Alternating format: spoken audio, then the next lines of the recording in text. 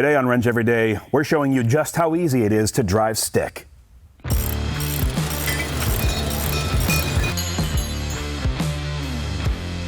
What is up, guys? It's Andrew with Wrench Every Day. Thanks so much for hanging out. If you're new to the channel, hey, thanks for stopping by. Consider subscribing.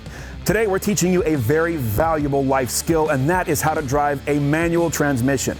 Standard, 6-speed, 5-speed, 4-speed, 3 on the tree, 4 on the floor, whatever you want to call it, it's a transmission that doesn't shift itself. And let me tell you something, there's a certain magic to that. The reason people choose manual over automatic varies from driver to driver. Usually it's less expensive, it offers you more control, it's more engaging, most people find it to be more enjoyable. I'm leaning more towards the enthusiast side. I really do enjoy rolling through the gears, and without getting too philosophical, I do agree with Richard Hammond. He once said that driving a manual is almost a form of self-expression, man.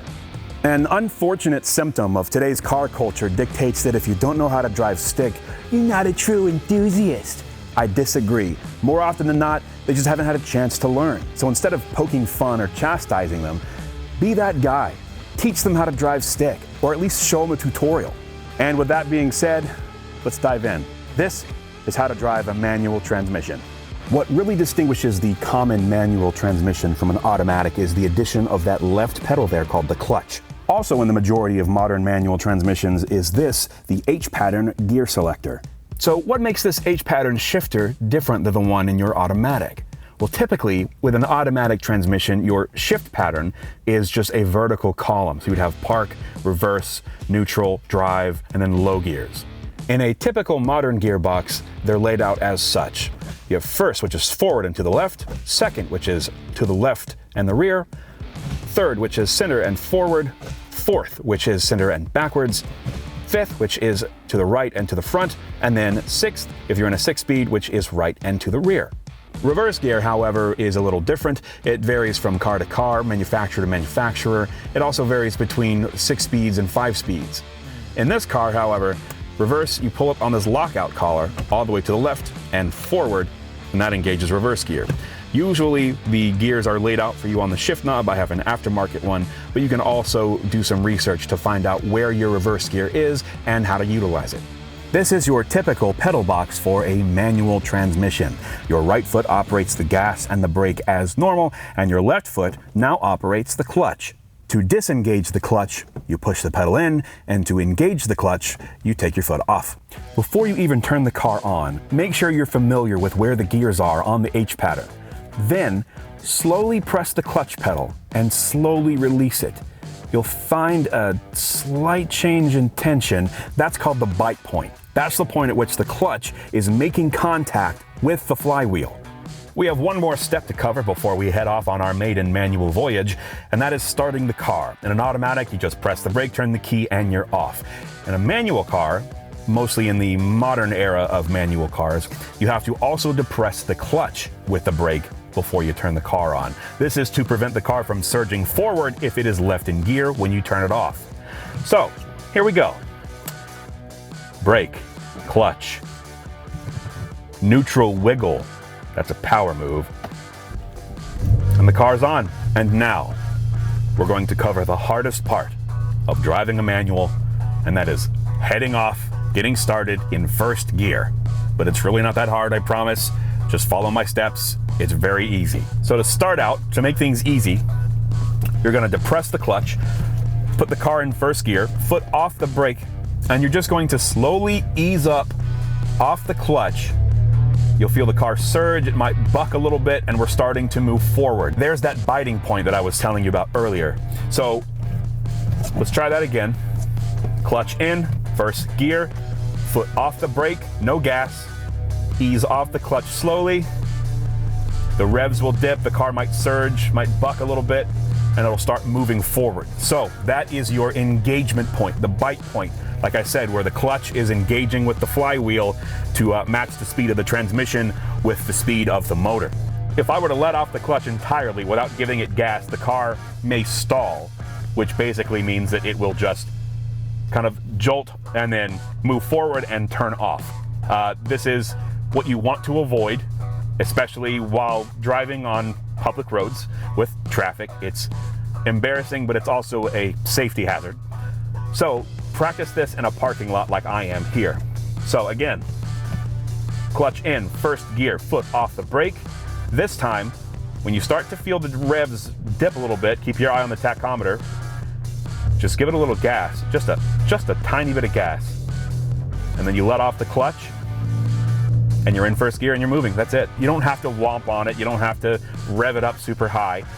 You just give it enough gas to where it won't stall. And again, this is why you practice this in a parking lot, so you can kind of find that sweet spot. So it goes like this. Clutch in, first gear, foot off brake, onto the gas. Feed it a little gas as you're slowly releasing the clutch, and you're off. Now you don't want to what's called ride the clutch or slip the clutch, because that will cause accelerated wear on the clutch, which is, if you'll remember what happened to me on the drag strip.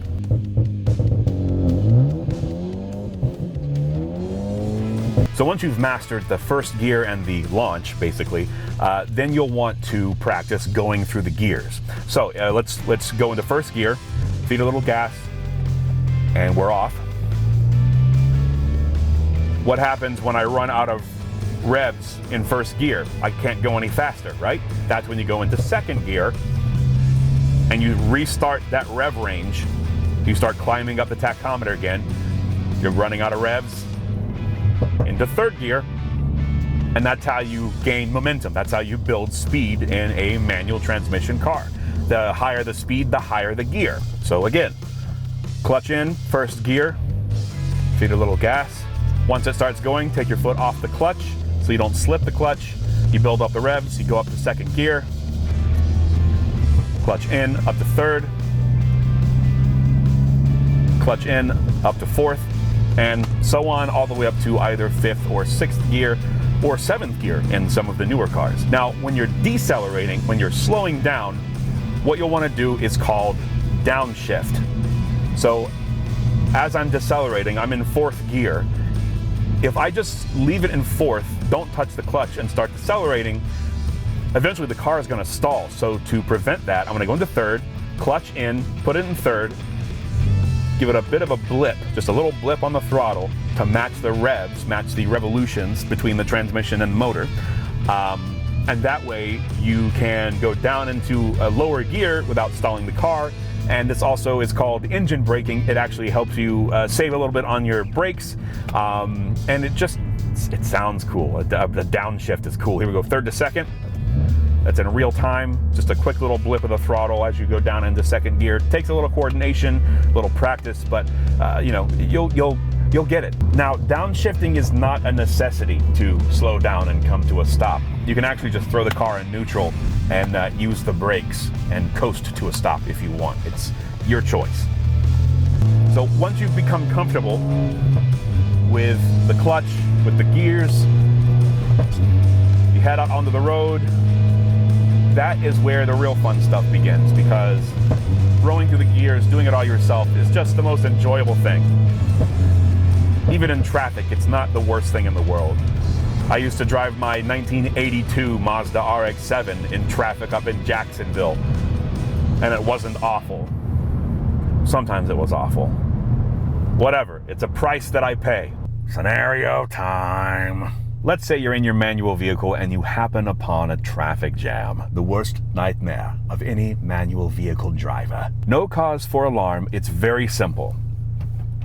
First gear, you'd inch forward, slip the clutch a little bit, neutral, and coast. So now we're in sixth gear, we're up and running, we're up to speed, we're at highway speeds basically, and let's say you would want to pass somebody.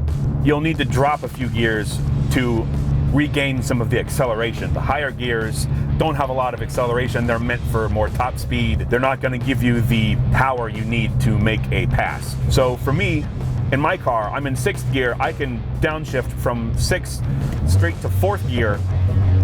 That gives me enough juice where I can make a pass.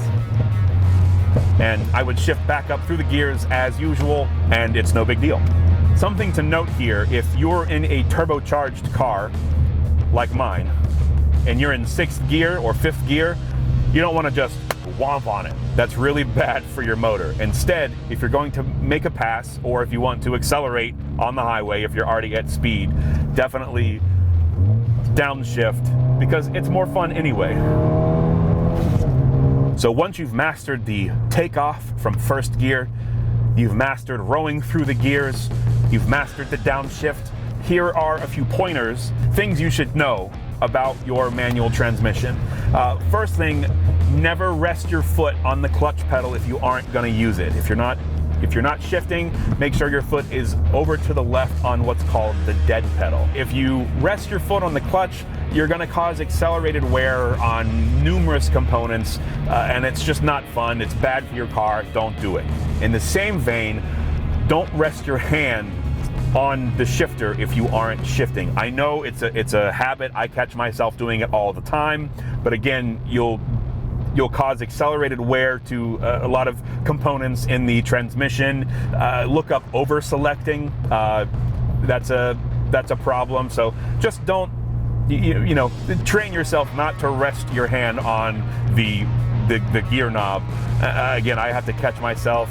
I typically go back to 9 and 3. This is kind of like the place to be. 9 and 3, the place to be. Downshift a couple of gears for this corner here. So just be mindful of that. It's good practice to just not rest your hands and feet on things that you aren't using. But with enough practice and experience, you'll get to the point where shifting gears is second nature, and you won't want to get back into an automatic car because it's just not as fun, it's not as engaging, and I mean, come on, it's just cool. I know that it's outdated, and the new Ferraris and Lamborghinis and blah blah have these like wicked fast double clutch, triple clutch gearboxes that are like, they shift faster than you can fart, but there's just something so pure and so fun about rowing through the gears yourself. It's just the best. And there it is, the basics of a manual transmission. It is definitely not super hard. It just takes a little practice. If you have any comments or other methods of driving a manual transmission, throw them in the comments below. I want to know, what did you learn to drive a manual transmission in? For me, I learned in a 1996 single cab short bed Ford Ranger. That is the most rural thing you could learn to drive stick in. Anyways, thank you so much for watching. I really appreciate it. If you like the video, consider dropping us a thumbs up. And as always, wrench every day.